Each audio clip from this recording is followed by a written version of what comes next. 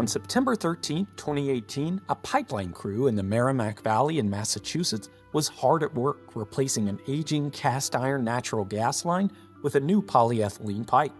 Located just north of Boston, the original cast iron system was installed in the early 1900s and due for replacement. To maintain service during the project, the crew had installed a small bypass line to deliver natural gas into the downstream pipe while it was cut and connected to the new plastic main line. By 4 p.m., the new polyethylene main had been connected and the old cast iron pipe capped off. The last step of the job was to abandon the cast iron line. The valves on each end of the bypass were closed, the bypass line was cut, and the old cast iron pipe was completely isolated from the system.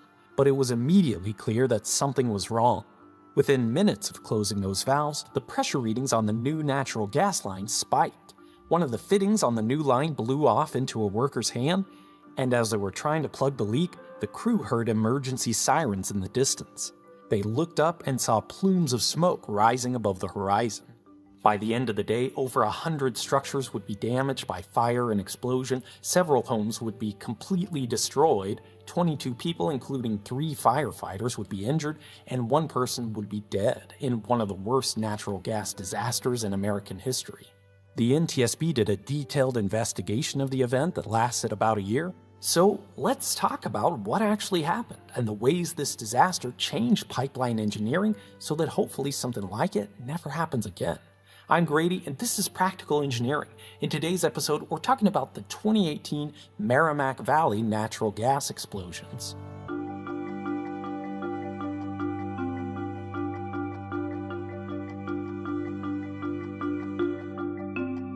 Like many parts of the world, natural gas is an important source of energy in homes and businesses in the United States. It's a fossil fuel composed mostly of methane gas extracted from geologic formations using drilled wells. The U.S. has an enormous system of natural gas pipelines that essentially interconnect the entire lower 48 states. Very generally, gathering lines connect lots of individual wells to processing plants, transmission lines connect those plants to cities, and then the pipes spread back out again for distribution. Compressor stations and regulators control the pressure of the gas as needed throughout the system. Most cities in the U.S. have distribution systems that can deliver natural gas directly to individual customers for heating, cooking, hot water, laundry, and more. It's an energy system that is in many ways very similar to the power grid, but in many ways quite different, as we'll see. Just like a grid uses different voltages to balance the efficiency of transport with the complexity of the equipment, a natural gas network uses different pressures. In transmission lines, compressor stations boost the pressure to maximize flow within the pipes. That's appropriate for individual pipelines where it's worth the cost for higher pressure ratings and more frequent inspections, but it's a bad idea for the walls of homes and businesses to contain pipes full of high-pressure explosive gas. So where safety is critical, the pressure is lowered using regulators. Just a quick note on units before we get too far. There are quite a few ways we talk about system pressures in natural gas lines. Low pressure systems often use inches or millimeters of water column as a measure of pressure. For example, a typical residential natural gas pressure is around 12 inches or 300 millimeters of water. Basically the pressure at which you would have to blow into a vertical tube to get the water to raise that distance. About like that, roughly half a psi or 30 millibar. You also sometimes see pressure units with a G at the end, like PSIG. That G stands for gauge, and it just means that the measurement excludes atmospheric pressure. Most pressure readings you encounter in life are gauge values that ignore the pressure from Earth's atmosphere, but natural gas engineers prefer to be specific since it can make a big difference in low-pressure systems. The natural gas mainline in the Merrimack Valley being replaced had a nominal pressure of 75 psi, or about 5 bar, although that pressure could vary depending on flows in the system. Just for comparison, that's 173 feet, or more than 50 meters of water column. But the distribution system, the network of underground pipes feeding individual homes and businesses, needed a consistent half a psi or 30 millibar no matter how many people were using the system. The device that made this possible was a regulator. There are lots of different types of regulators used in natural gas systems, but the ones in the Merrimack Valley use pilot-operated devices, which are pretty ingenious. It's basically a thermostat, but for pressure instead of temperature. The pilot is a small pressure regulating valve that supports the opening or closing of the larger primary valve. If the pilot senses an increase or decrease in pressure from the set point, it changes the pressure in the main valve diaphragm, causing it to open or close. This all works without any source of outside power, just using the pressure of the main gas line. Columbia Gas's Winthrop station was just a short distance south of where the tie-in work was being done on the day of the event. Inside, a pair of regulators in series was used to control the pressure in the distribution system. One of these regulators, known as the worker, was the primary regulator that maintained gas pressure. A second device called the monitor added a layer of redundancy to the system. The monitor regulator was normally open with a set point a little higher than the worker so it could kick in if the worker ever failed, and at least in theory, make sure that the low-pressure system never got above its maximum operating level of about 14 inches of water column or 35 millibar. But in this worker monitor configuration, the pilots on the two regulators can't use the downstream pressure right at the main valve. For one, the reading at the worker would be affected by any changes in the monitor, and for two, measuring pressure right at the valve can be inaccurate because of flow turbulence generated by the valve itself. It would be kind of like putting your thermostat right in front of a register. It wouldn't be getting an accurate reading. So the pilots were connected to sensing lines that could monitor the pressure in the distribution system a little ways downstream of the regulator station. The worker and monitor regulators were both functioning as designed on September 13th, and yet they allowed high-pressure gas to flood the system, leading to a catastrophe. How could that happen? The NTSB's report is pretty clear. Tying a natural gas line while it's still in service, called a hot tie-in, is a pretty tricky job that requires strict procedures. Here are the basic steps. First, a bypass line was installed across the upstream and downstream parts of the main line. Then balloons were inserted into the main to block gas from flowing into the section to be cut. Once the gas was purged from the central section, it was cut out and removed while the bypass line kept gas flowing from upstream to downstream. The line to be abandoned got a cap, and the new plastic tie-in was attached to the downstream main. Once the tie-in was complete, the crews switched the upstream gas service from the old cast iron line over to the new plastic line and deflated the last balloon so the gas could flow. The upstream cast iron line was still pressurized since it was still connected to the in-service line through the bypass. But as soon as the crews closed the valves on the bypass, the old cast iron line was fully isolated, and the pressure inside the line started to drop as planned. What that crew didn't know is that when that plastic main line was installed 2 years back, a critical error had been made. The main discharge line at the regulator station had been attached to the new polyethylene pipe, but the sensing lines had been left on the old cast iron main.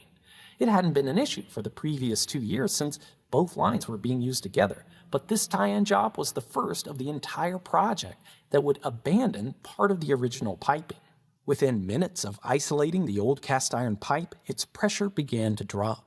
To a regulator, there's no difference between a pressure drop from the high demands on the gas system and a pressure drop from an abandoned line, and they respond the same way in both cases: open the valves. In a normal situation, the increased gas flow would result in higher pressure in the sensing lines, creating a feedback loop. But this was not a normal situation. It's the equivalent of putting your thermostat in a freezer. Even as pressure in the distribution system rose, the pressure in the sensing lines continued to drop with the abandoned line. The regulators, not knowing any better, kept opening wider and wider, eventually flooding the distribution system with gas at pressures well above its maximum rating. By the time things went sideways, the crew at the tie-in had taken most of their equipment out of the excavation. But as one worker was removing the last valve, it blew off into his hand as gas erupted from the hole. The crew heard firefighters racing throughout the neighborhood and saw smoke from fires across the horizon. The overpressure event had started a chain of explosions, mostly from home appliances that weren't designed for such enormous pressures. The emergency response to the fires and explosions strained the resources of local officials. Within minutes, the fire departments of Lawrence, Andover, and North Andover had deployed well over 200 firefighters to the scenes of multiple explosions and fires, and help from neighboring districts in Massachusetts, New Hampshire, and Maine would quickly follow. The Massachusetts Emergency Management Agency activated the statewide fire mobilization plan, which brought in over a dozen task forces in the state, 180 fire departments, and 140 law enforcement agencies. The electricity was shut off to the area to limit sources of ignition to help prevent further fires, and of course, natural gas service was shut off to just under 11,000 customers. By the end of the day, 1 person was dead, 22 were injured, and over 50,000 people were evacuated from the area. And while they were allowed back into their homes after 3 days, many were uninhabitable. Even those lucky enough to escape immediate fire damage were faced with a lack of gas service, as miles of pipeline had to be replaced. That process ended up taking months, leaving residents without stoves, hot water, and heaters in the chilly late fall in New England. NTSB had several recommendations stem from their investigation. At the time of the disaster, gas companies were exempt from state rules that required the stamp of a licensed professional engineer on project designs. Less than 3 months after NTSB recommended the exemption be lifted, a bill was passed requiring a PE stamp on all designs for natural gas systems, providing the public with better assurance that competent and qualified engineers would be taking responsibility for these inherently dangerous projects. And actually, NTSB issued the same recommendation and sent letters to the governors of 31 states with PE license exemptions, but most of those states still don't require a PE stamp on natural gas projects today. There were recommendations about emergency response as well, since this event put area's firefighters through a stress test beyond what they had ever experienced. NTSB also addressed the lack of robustness of low-pressure gas systems, where the only protection against overpressurization is the sensing lines on regulators. It's easy to see in this disaster how a single action of isolating a gas line could get past the redundancy of having 2 regulators in series and quickly lead to an overpressure event. This situation of having multiple system components fail in the same way at the same time is called a common mode failure, and you obviously never want that to happen on critical and dangerous infrastructure like natural gas lines. Interestingly, and somewhat counterintuitively, one solution to the problem is to convert the low-pressure distribution system to one that uses high pressure, because in this kind of system, every customer has their own regulator, essentially eliminating the chance of a common mode failure and a widespread overpressure event. Most importantly, the NTSB did not mince words on who they found at fault for the disaster. They were clear that the training and qualifications of the construction crew, or the condition and operability of the regulators at the Winthrop Avenue Regulator Station were not factors in the event. Rather, they found that the probable cause was Columbia Gas of Massachusetts' weak engineering management that did not adequately plan, review, sequence, and oversee the project. To put it simply, they just forgot to include moving the sensing lines when they were designing the pipeline replacement project, and the error wasn't caught during quality control or constructability reviews. NiSource, the parent company of Columbia Gas of Massachusetts, estimated claims related to the disaster exceeded $1 billion, an incredible cost for weak engineering management. Ultimately, Columbia Gas pleaded guilty to violating federal pipeline safety laws and sold their distribution operations in the state to another utility. They also did a complete overhaul of their engineering program and quality control methods. All those customers hooked up to natural gas lines didn't have a say in how their gas company was managed. They didn't have a choice but to trust those lines were safe, and they probably didn't even understand the possibility that those lines could overpressurize and create a dangerous and deadly condition in the place where they should have felt the most safe, their own homes. The event underscored the crucial responsibility of engineers and, more importantly, the catastrophic results when engineering systems lack rigorous standards for public safety.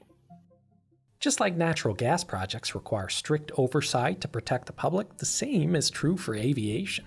One example is the Tenerife airport disaster. Why would a fully loaded 747 venture onto the runway of a small airport in the Canary Islands without permission, leading to the deadliest crash in aviation history? My fellow content creator Neo recently released a documentary about the disaster with incredible 3D animations to tell the story. Maybe you noticed what I have over the past few years, which is that all my favorite TV networks are just running reality shows, and the best video content that I actually enjoy watching is being made by independent creators. I won't say it about myself, but I will say it about Brian from Real Engineering, Sam from Windover and Half Is Interesting, Real Life Lore, and Johnny Harris. They're all making videos that are more fascinating and thought-provoking than any of the old TV shows that I miss. Neo's video, along with a lot more excellent content, is only available on Nebula, the streaming platform built by and for independent educational creators, including me. Nebula is the answer to the question of what could happen if the best channels on YouTube didn't have to cater to an algorithm. What if viewers supported creators directly instead of supporting their advertisers? And it just keeps getting better and better. Totally ad-free videos from excellent educational creators, original series and specials that can't be found anywhere else, and even classes from your favorite creators like Devin from Legal Eagle and Thomas Frank. And right now you can pay just $30 for an entire year's access if you use my link in the description below. That's less than $3 a month. My videos go live on Nebula the day before they come out on YouTube. If watching videos like this one is what you do for fun or to relax, you should have the best viewing experience on the internet, especially when it's practically free like it is right now at the link below. Thank you for watching, and let me know what you think.